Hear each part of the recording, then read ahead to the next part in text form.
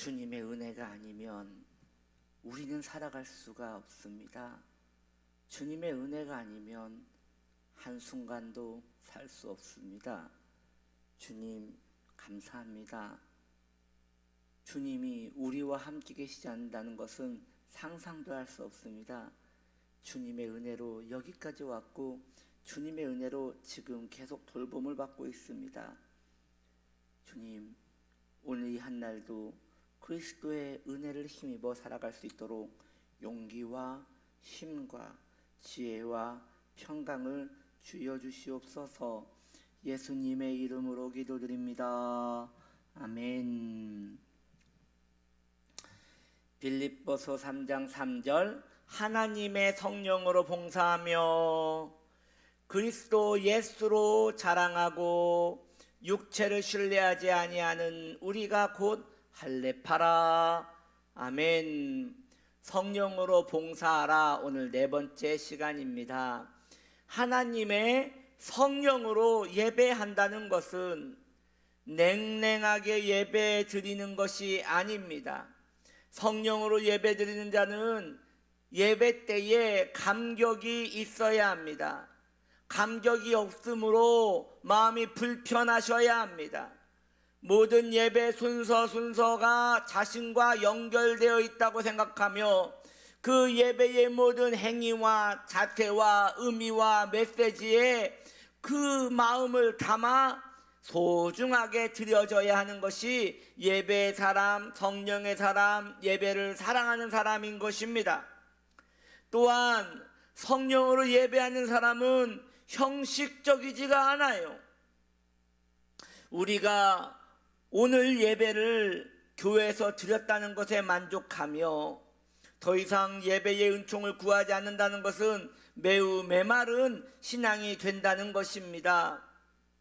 그러므로 예배자라면 냉랭한 예배자가 되지 않도록, 형식적인 예배자가 되지 않도록 다시 냉랭한, 그냥 차가운 냉랭한 예배자가 되지 않도록 형식적인 그런 틀에 맞추어진 그런 형식적인 예배자가 되지 않도록 그것을 주의하고 그것에 마음을 쏟아야지만 되는 것이에요. 매우 어려운 일이에요. 여러분, 신앙생활 지금 20년 하신 분도 있고 30년 하신 분도 있어요.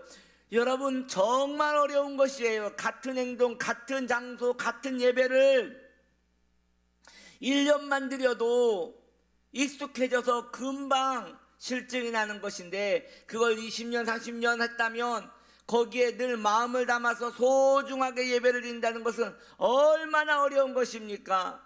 그래서 우리 하나님께서는 때로 성도들에게 기도 제목을 주시며 때로 그분의 뜻과 맞지 않는, 엄밀히 말하면 뜻과 맞지 않는다기보다는 그분의 본심이 아니라고 할까요? 무슨 이야기냐? 고난을 주셔요. 고난을 우리 하나님이 사랑하는데 왜 주고 싶으시겠어요? 고난보다 더 심각한 병이 우리 안에 있기 때문에 그것을 치료케 하기 위하여 그 고난을 주실 수밖에 없는 거예요.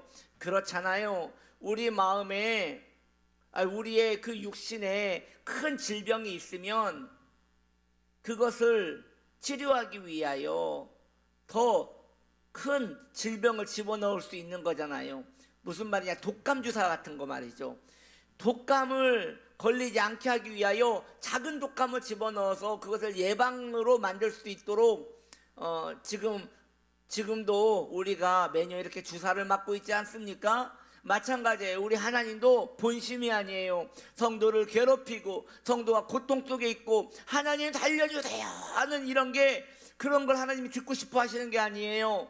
그런데 말이죠, 우리 하나님은 성도가 평안하길 원하고 주님과 사랑에 빠져서 즐겁게 살길 원하고 고통 없이 살기를 원하시지만, 안일해지고 나태해지고 게을러져서 예배에 집중이 사라지고 예배를 드려도 기쁨이 없는 그에게 고난을 주시면 그때 영혼이 살려달라고 고통을 부르짖으며 하나님께 가까이 가는 일들이 생기는 것이에요. 그러므로 여러분, 저 이런 말 하기는 좀 싫지만 고난이 오기 전에 예배를 회복하셔야 합니다. 하나님이 여러분을 사랑하신다면 고난을 주실 거예요. 예배가 계속 루즈하고 예배에 기쁨도 없고 예배에 즐거움도 없다, 그러한 분은 생각할 거예요. 목사님의 설교가 더 좋으면 얼마나 좋을까? 아니면 예배 분위기가 더 좋으면 얼마나 좋을까? 아니면 지금 내 환경이 피곤하지 않으면 얼마나 좋을까? 이렇게 예배에 은혜 받지 못하는, 예배에 집중하지 못하는 자기 자신에게 책임을 돌리지 않고 환경에 책임을 돌리려는 모습이 있을 것이에요. 그래서 최종적으로는 어떤 생각을 하느냐? 교회를 바꾸면 은혜가 될라나? 어느 교회는 뜨겁다고 하는데 그래서 교회를 바꾸는 분도 있어요. 그런데 거기에서도 반짝 3개월 정도만 재밌게 예배를 드리다가 어느 순간에 똑같이 루즈해지고 마음이 나태해지는 모습을 보면서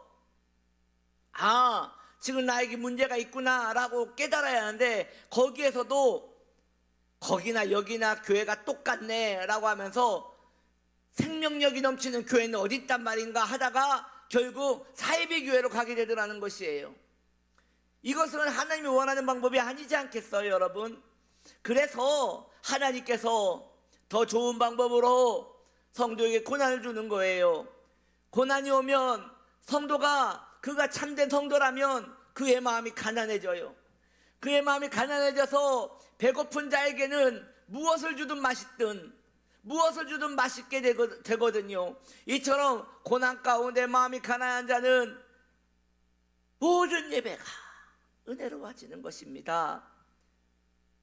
우리 주님께서 성도에게 고난을 주심이 본심이겠습니까? 그러나 하나님이 여러분을 사랑하시는데 여러분이 계속 예배에 깨어있지 못하고 예배의 의미를 찾지 못하며 예배에 감격이 없고 예배가 늘 형식적이고 예배가 계속 틀에 맞춰서 늘 교회 주일날 올 때마다 마네킹같이 앉아있다가 마네킹까지 가게 되는 그런 일들이 있다면, 성도가 아니라면 그냥 똑같이 살아갈 거예요. 그러나 그분이 성도라면 이게 위험합니다. 뭐가 위험하냐? 하나님이 사랑의 매를 드실 거예요. 그럴 거예요. 주여, 여러분, 그러니 협박에 의하여 예배를 잘 드리지 마시고, 저라고 이런 말 하고 싶겠습니까? 이거 협박 같잖아요. 근데 그러기 전에 예배를 소중하게 생각하세요. 미리 좀 오셔서 기도로 준비하시고, 예배 전에 좀 잡담하는 건 좋은데 그래도 몇 분 전에는 좀 앉아서 자기 마음을 헤아려 보시고 하나님을 경외하는 마음도 가져보시고 그렇게 몸부림을 좀 쳐야 한다는 것이죠. 그렇습니다. 바울은 로마서에서 이렇게 말하고 있어요.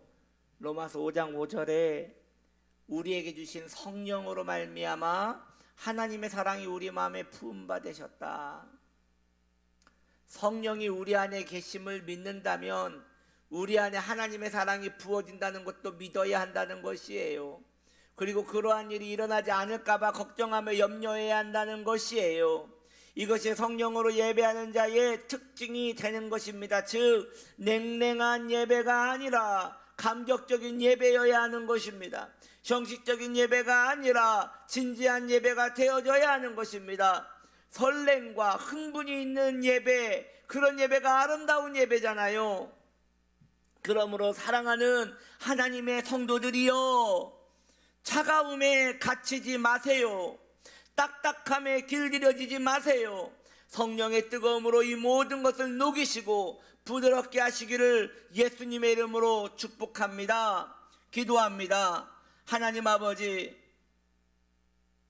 뜨거운 예배 드리게 하시고 진지한 예배 드리게 하시어 우리의 영혼을 살리는 복된 예배 드릴 수 있는 거룩한 예배자 되게 하여 주옵소서. 예수님의 이름으로 기도드립니다. 아멘.